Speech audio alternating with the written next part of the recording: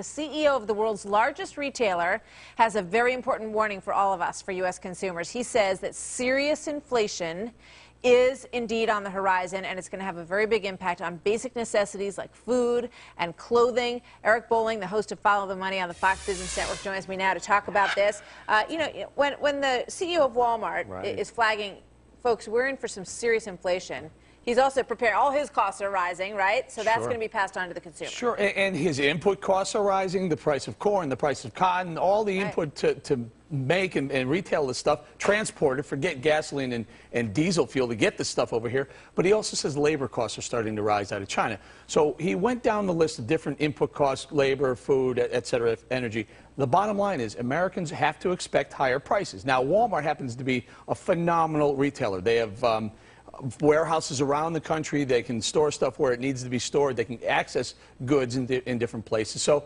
the effect to Walmart's prices may be a little bit muted or limited, but take a mom-and-pop retailer. It's just strangling them. A jeans retailer, price of jeans are skyrocketing because the price of cotton's up 115% in 1 year. Yeah, so, where does this, let's take a look. We built something that shows a comparison of just bread, for example, just to give everybody an indication of how, and you can feel it, when I go to the grocery store and it feels like it's just getting a little bit bigger, the bill every day when you're buying the same stuff you've always bought. So there's the price for white bread, $1.39 in February of 2011, and it's up 2.2%. That's a year-over-year change in bread. So that just gives not you bad in bread. Take a look at corn. Corn's up 92%. Why does corn matter? Corn is in just about everything you buy. They use it for, first of all, ethanol, but in the things you eat. High fructose corn syrup is in almost every snack, almost every soda, every single cereal you buy just has either corn or some corn-based sweetener in it. So the price of corn going up, the input costs are going up across the board.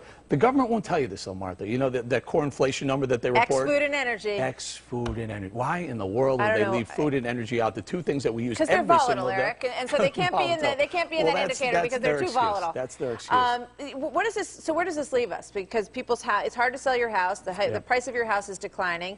The job market is very rough, despite the numbers that we have today that are a little bit better than they have been, which is a good sign.